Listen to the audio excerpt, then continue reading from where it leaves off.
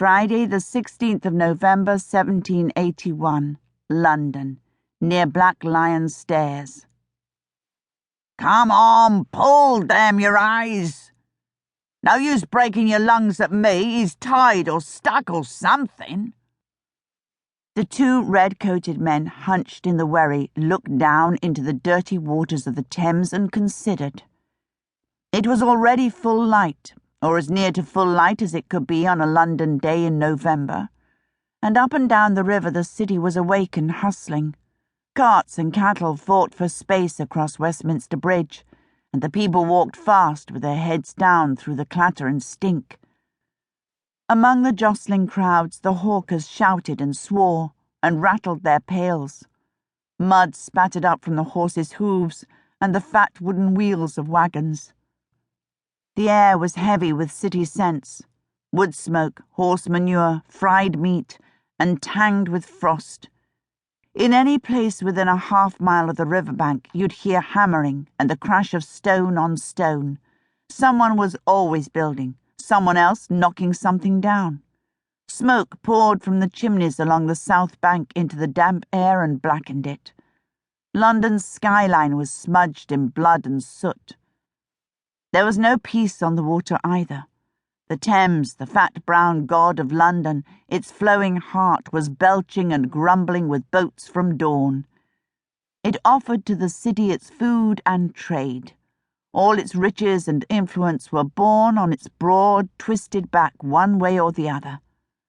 Sometimes the mudlarks who swarmed over the shingle at low tide found little fetishes, some ancient sword or offering to the river from times past, to show them they were nothing but the latest of its acolytes.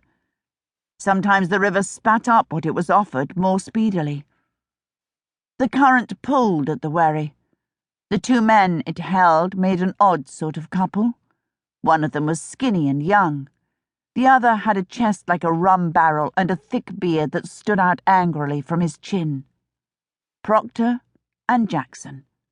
Uncle and nephew, now partners of a sort and servants of the river in their way.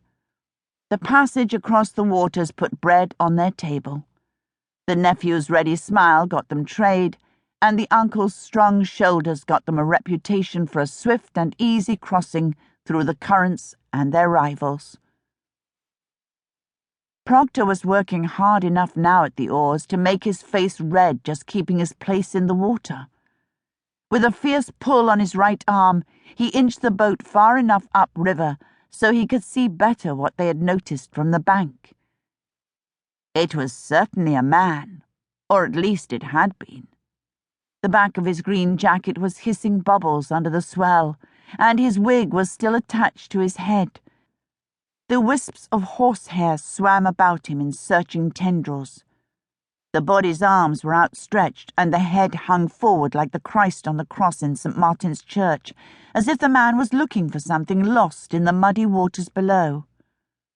Proctor spat into the river on the opposite side on the boat. Of course the body was tethered somehow. If he hadn't been, the river would have given itself a laugh, flying him halfway to Woolwich by now. Nothing stayed in this part of the river that wasn't stuck. "Well, get a rope round him, cut him loose from what binds him and get him in then." Jackson shot him an angry look before tying a lasso from a length of rope in the bow, then slinging it around the body's chest, working it under the arms with an unhappy frown. Drawing the noose tight, he checked the knot on the Samson post before stripping off his coat and shirt. His pale skin turned goosish at once. He slipped off his shoes and pulled a knife from his waistband. "Why'd you never learn to swim then, Proctor?" he grumbled.